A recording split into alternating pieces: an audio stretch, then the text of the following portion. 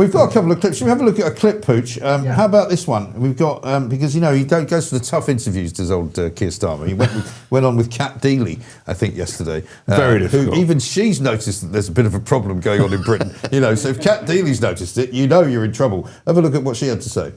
Though at the moment is the country feels so volatile and so divided at the moment in a way that I actually don't recall for the entire... I'm 49. I don't remember the country feeling like this.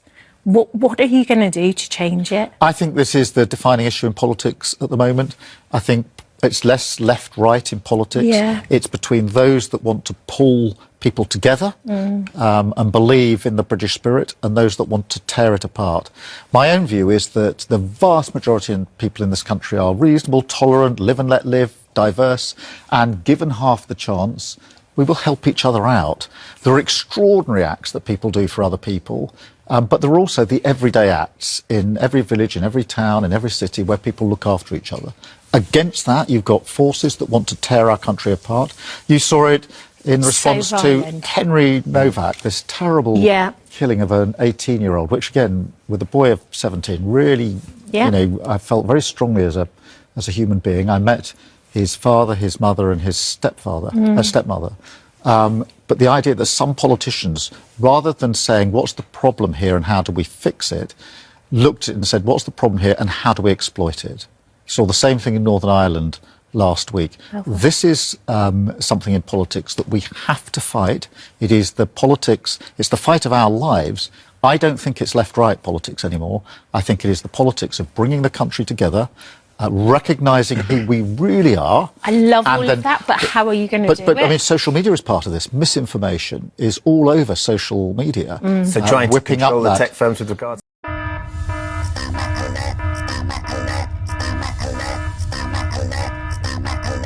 I will, yeah. Sorry about that. We should have had the Starmer alert before playing the Keir Starmer clip. Typical Starmer there, by the way, moaning about misinformation, disinformation, most of which put out by him. You know, because even John Healey, his former Defence Secretary, quit his job last week because of the fact that Starmer lied to him. Starmer said, we're going to give you more money for defence. Don't worry, we can't give it to you right now. We'll give it to you next year. He said this to him last year. Gets to this year, he goes, sorry, you haven't got the money. The misinformation is coming from him. I mean, you saw there him having a go basically at reform. Yeah.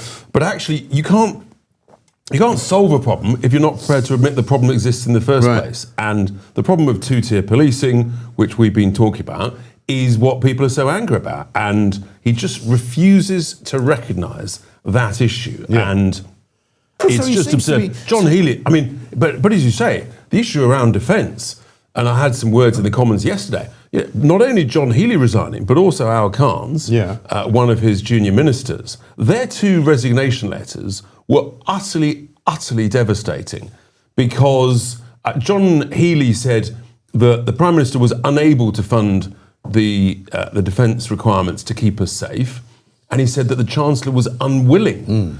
And, I mean, that was bad enough. And then Al Khan said the Defence Investment Plan was fighting yesterday's war, not tomorrow's war. As he resigned, he also was very, very critical of the dreadful Northern Ireland legacy bill, which will be so devastating for our veterans. But those two resignation letters, absolutely extraordinary. Here is some up-to-date gossip for you. Oh, go on. Straight from the tea rooms yesterday. I've been saying this for the last few days. Watch out for some form of duo leadership campaign from John Healey and Al Khan's. Apparently, John Healey has got 81 signatures. Really? So whether or not that's true, but that was the gossip in the tea rooms of the House of Commons yesterday. So he would be going up against Andy Burnham, presumably. He would be going up against, if Andy Burnham wins in the Makerfield by-election, which obviously is very, very close. Those are the betting odds. It's a close two-horse race. Let's wait and see. But regardless of whether Burnham wins or loses, there's going to be a leadership contest. And pretty soon, by the sounds of very, very soon. Burnham, it appears, if he wins, is going to go very early, like that weekend, in order to try and prevent others from getting ahead of steam, like John Healey and Al Khan's. I think this is going to get very messy, very quickly, whether or not Burnham wins. Quite extraordinary. But look, and yesterday, The new Secretary of State for Defence, Dan Jarvis, well-meaning sort of chap, former paratrooper, great track record in. He's a former mayor, I think, as well, isn't he, of somewhere? Yes, and a brave and gallant member of the House of Commons. And he tried to sort of pretend that all was fine. Yeah. Interestingly, the Chancellor sat beside him at the beginning of his statement. Yeah. And I thought, well, that's interesting. I tweeted out, notice the Chancellor there trying to pretend all is fine and dandy, and they're having a bit of a love-in. Anyway, she stood up and left halfway through the statement before I'd been called. So I stood up and I said, it was nice to see the Chancellor briefly in the House of Commons.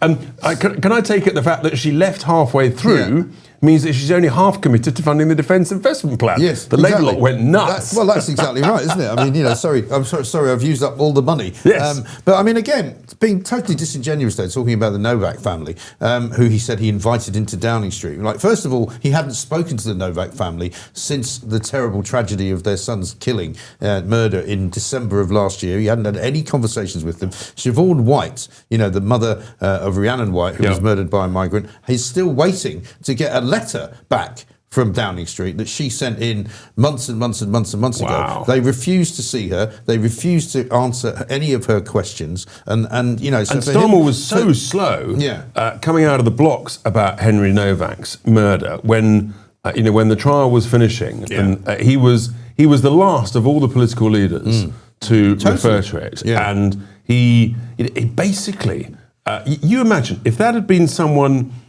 in reverse.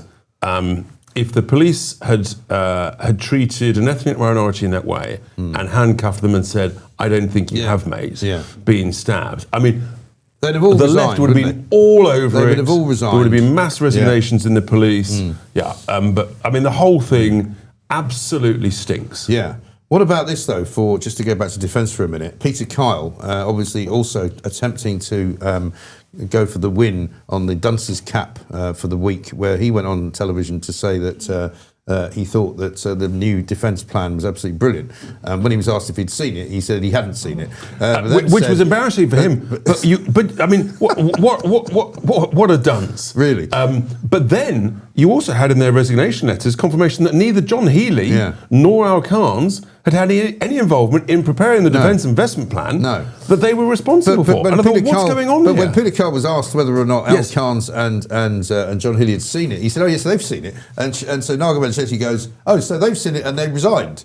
But you haven't seen it and you think it's good." Yeah, it was brilliant. I mean, it was actually amazing. Masterly questioning. I mean, Lammy of the Day. We should have a Lammy of the Day award. But let's talk about Makerfield, because obviously that's the big thing that's happening in 2 days' time. You guys will be, no doubt, campaigning like crazy over the next sort of 48 hours. I've been 4 or 5 times. What I've been saying to an awful lot of people is that it's quite hard to read in a way, because it sounds to me as though there's quite a lot of undecideds. There's quite a close run 2-horse race going on. It would appear that there's maybe 4 or 5 points between you and Burnham, depending on what you look at. Turnout is going to be very high. That's the first thing. As was turnout high during the local elections. And there are quite a few people registering to vote who will vote who don't normally vote. Right. That's a good thing. Right. And are those people largely restored, do you think, or not? No, they are... look, this is a 2-horse race. The total number of non-Labour or non-Reform votes will not exceed 10%. Okay. And that's my top tip. And I think they'll all get low single... Everybody else will lose their deposit. Yeah. Everybody else will lose the deposit except Reform and except Labour. So you think Restore will lose their deposit as well? Yes. Okay. There's a lot of nonsense being talked about. The numbers... people realise that fundamentally you will vote in order to prevent something happening. That's how it'll play out, and it'll just depend who gets the vote out on the day. So we've just got to push all the way until 10 o'clock on Thursday evening. Yeah,